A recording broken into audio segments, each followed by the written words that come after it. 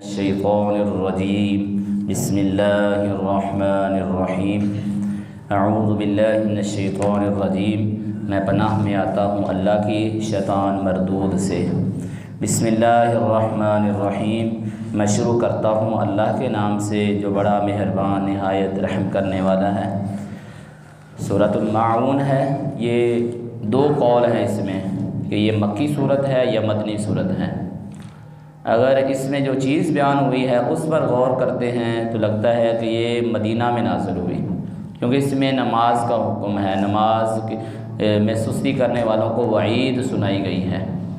تو نماز کی فرضیت اگرچہ مکہ میں ہوئی ہے لیکن اس کے احکام و مسائل نماز کے سارے مدینہ میں نازل ہوئے ہیں، اور منافق جو نماز میں سستی کرتے تھے وہ مدینہ میں ہی تھے۔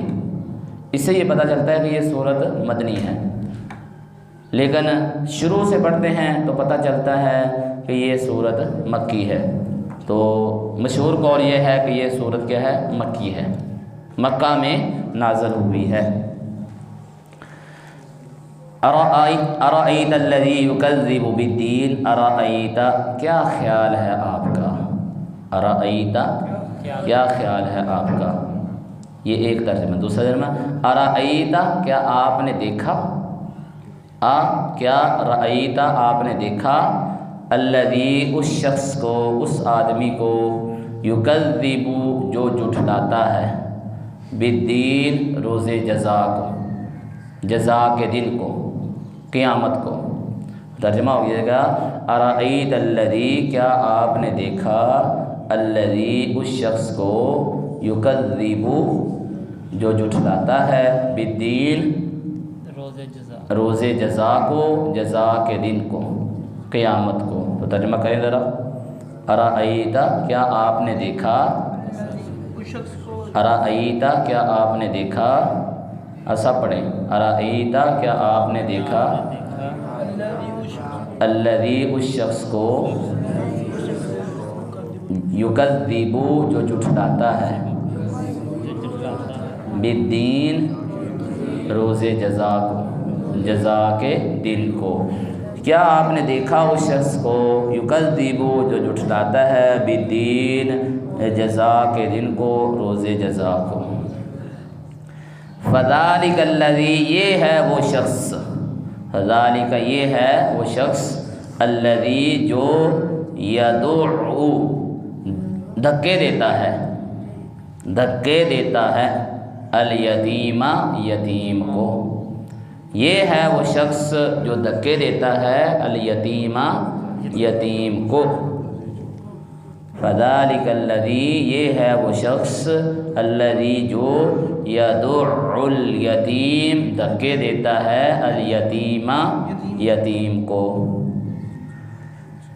اللہ تبارک و تعالیٰ نے ان دو آیتوں میں اس بات کا ذکر کیا کہ جو آدمی قیامت کا انکار کرتا ہے، قیامت کو جھٹلاتا ہے، اس کا اکیلا یہی گناہ نہیں ہے کہ وہ قیامت کا انکار کر رہا ہے، وہ اور بھی گناہ کرتا ہے، اور ان گناہوں میں سے اللہ نے ایک گناہ ذکر کیا، یہ یتیموں مسکینوں کا مال کھا جاتا ہے، ان کو دھکے دے کر اپنے گھر سے نکال دیتا ہے، جن کی کفالت کی ذمہ داری، یتیم کی سرپرستی اس نے اپنے ذمے لی تھی، اس کو کیا کرتا ہے؟ دھکے دے کر نکال دیتا ہے اور اس کا مال کا مالک بن جاتا ہے۔ جو بھی قیامت کا انکار کرتا ہے، قیامت کو جھٹلاتا ہے، اس کے دل میں یتیم کے بارے میں کوئی نرمی نہیں ہے۔ اگر اس کے دل میں یتیم کے بارے میں نرمی ہوتی تو وہ قیامت کا انکار نہ کرتا۔ تو یہ اللہ نے کہا، اور بھی اس کی ایک برائی ذکر کی کہ وہ قیامت کا جو انکار کرنے والا وہ ایک اور کام بھی کرتا ہے۔ تو دونوں آیتوں کا ترجمہ دیکھیں ذرا، ارأیت الذی کیا آپ نے دیکھا اس شخص کو، یکذب جو جھٹلاتا ہے، بالدین روز جزا کو۔ فذلک الذی یہ ہے وہ شخص، الذی یدعو الیتیم جو یتیم کو دھکے دیتا ہے، ولا یحض اور نہیں ابارتا، نہیں ابارتا، ابارنا کسی کام کی ترغیب دلانا، ابارتا علی طعام المسکین مسکین کو کھانا کھلانے پر، خود بھی نہیں کھلاتا، دوسروں کو بھی نہیں کہتا کہ بھئی یہ مسکین ہے، ضرورت مند ہے، اس کے پاس کچھ نہیں ہے، اس کو ہم کھانا کھلائیں، لوگوں کو بھی نہیں کہتا۔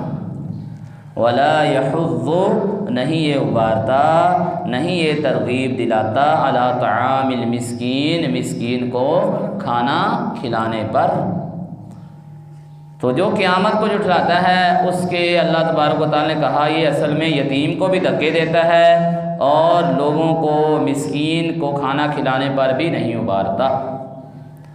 یہ اللہ نے سورہ حاقہ میں بات ذکر کی کہ جس کو نامہ اعمال اس کے بائیں ہاتھ میں دیا جائے گا، اس کی وجہ یہ ہے کہ وہ اللہ پر ایمان نہیں لاتا تھا اور اسی طرح یتیم کو کھانا کھلانے پر نہیں ابارتا تھا۔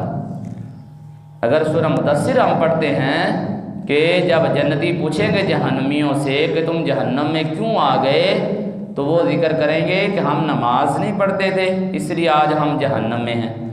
وَلَمْ نَكُ نُطْعِمُ الْمِسْكِينَ، اور ہم مسکین کو کھانا بھی نہیں کھلاتے تھے۔ تو مسکین کو کھانا نہ کھلانا یا اس کو کھانا کھلانے پر لوگوں کو نہ ابارنا، نہ ترغیب دینا، یہ بھی جہنم میں لے جانے والا عمل ہے۔ تو کھانا کھلانا یہ بڑا عظیم کام ہے۔ یہ جنتی لوگوں کا یہ صفت بیان ہوئی کہ وہ کھانے اللہ کی رضا کے لیے ایک دوسرے کو کھلاتے ہیں۔ انما نطعمکم لوجہ اللہ، کھانے کھلانا، ایک دوسرے کی دعوتیں کرنا، ضرورت مندوں کو کھانے کھلانا، یہ کوئی معمولی کام نہیں ہے۔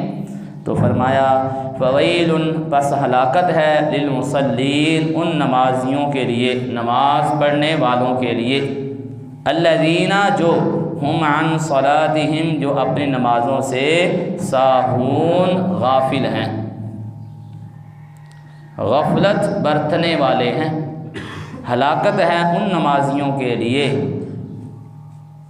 الذین، جو ہم ہیں، عن صلاتہم، اپنی نمازوں سے یا اپنی نماز سے، ساہون، غافل، وقت ملا پڑھ لی۔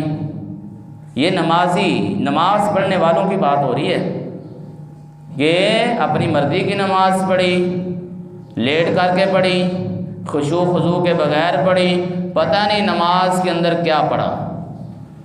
ایسی نمازیں پڑھنے والے، یا اللہ کے رسول کے طریقے کے مطابق نماز نہ پڑھی، جلدی جلدی پڑھ دی، تو ایسی نمازیں پڑھنے والوں کے لیے بھی کیا ہے؟ ہلاکت ہے۔ فویل، پس ہلاکت ہے، للمصلین، ان نمازیوں کے لیے، الذین هم عن صلاتہم ساہون، جو اپنی نمازوں سے غافل ہیں۔ ساہون کا کیا معنی ہے؟ غافل ہیں، غفلت برتنے والے ہیں۔ الذین، وہ لوگ، ہم یراؤون، وہ دکھلاوے کے لیے کرتے ہیں، ریاکاری کے لیے کرتے ہیں۔ یہ نماز پڑھتے ہیں ریاکاری کے لیے، صدقہ کرتے ہیں ریاکاری کے لیے، کوئی بھی عمل کرتے ہیں ریاکاری کے لیے۔ الذین، یہی وہ لوگ ہیں، ہم یراؤون، جو دکھلاوا کرتے ہیں، جو کیا کرتے ہیں؟ نماز پڑھی لیٹ کر کے، جلدی جلدی آ کر، لوگوں کو دکھانے کے لیے کہ بھئی یہ میں بھی نمازی ہوں۔ جسے نماز پڑھنی ہے صحیح، خشوع خضوع والی، وہ اللہ سے ڈرتے ہوئے اول وقت میں پڑھتا ہے، الا کہ کوئی شرعی عذر ہو۔ وَيَمْنَعُونَ الْمَاعُونَ، اور وہ منع کرتے ہیں، الماعون، معمولی چیزوں سے۔ ماعون، معمولی چیزیں، یعنی معون سے مراد ہے گھر کے، ہر گھر کے ضرورت کی جو چیزیں ہیں، چھوٹی چھوٹی، چمچ ہے، ہنڈیا ہے، سوئی ہے، ٹھیک ہے، اسی طرح جھاڑو ہے، آگ ہے، پانی ہے، یہ جو معمولی چیزیں ہیں نا، جو ہر ایک کی ضرورت ہوتی ہیں، تو دوسرے کو دینے سے کہتے ہیں کہ نہیں اس کو نہیں دینی، چمچ اس کو نہیں دینا، وہ استعمال کر کے اس کو کیا کر دے گا؟ واپس۔ تو یہ معمولی گھر کی جو معمولی چھوٹی چھوٹی چیزیں ہیں، وہ استعمال کر کے واپس کر دے گا، اس سے وہ منع کرتے ہیں، یہ بھی نہیں دیتے۔ وَيَمْنَعُونَ، وہ منع کرتے ہیں، الماعون، معمولی چیزوں سے۔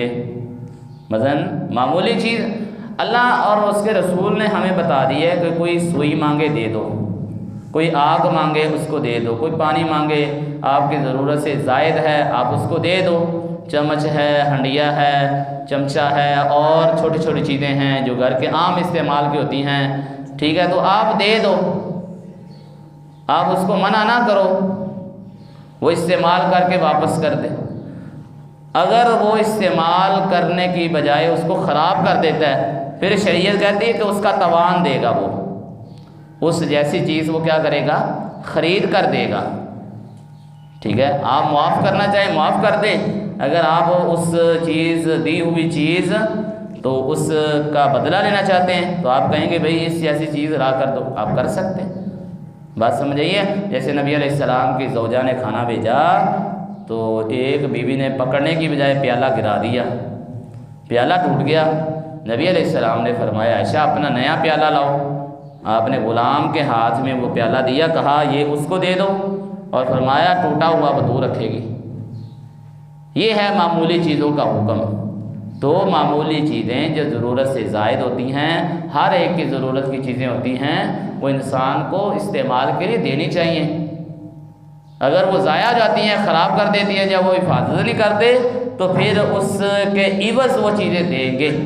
تو یہ سورہ مبارکہ ہوگی، اس میں بڑی ہی تربیت کے کام ہیں، انسان کو آخرت کی تیاری کرنی چاہیے، یتیموں مسکینوں کے سر پر ہاتھ رکھنا چاہیے، ان کے مال کی حفاظت، ان کے کھانے پینے کا بندوبست کرنا چاہیے، یتیموں ضرورت مندوں کو کھانا کھلانا اور پھر کھانا کھلانے پر دوسروں کو ابھارنا، یہ کام کرنا چاہیے، اپنی نمازوں کو درست کرنا چاہیے، ریاکاری سے بچنا چاہیے، اور معمولی چیزیں، مثال کہ آپ بچے اسکول میں پڑھتے ہیں تو ایک آدمی بچے کو قلم کی ضرورت ہے، پین کی ضرورت ہے، سیاہی کی ضرورت ہے، آپ اس کو دے دیں اور پھر وہ استعمال کر کے وہ آپ کو واپس کر دے۔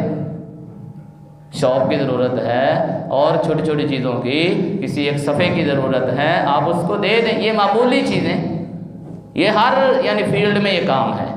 تو معمولی چیزیں، ضرورت کی چیزیں جب وہ لے رہا ہے اور یہ دے رہا ہے تو پھر کیا کرنا ہے، یہاں پر اس کی ذمہ داری ہے صحیح سلامت اس کو واپس کرے۔ اگر اس میں خرابی کرتا ہے تو پھر کیا کیا جائے گا، وہ نہیں خرید کر دے گا، بات سمجھ آئی ہے نا۔ تو یہ اور معمولی چیزیں عام استعمال کی چیزوں سے نہیں روکنا چاہیے، تو بھائی اس کو دہرا لیں، یاد کر لیں۔ بارک اللہ فیکم۔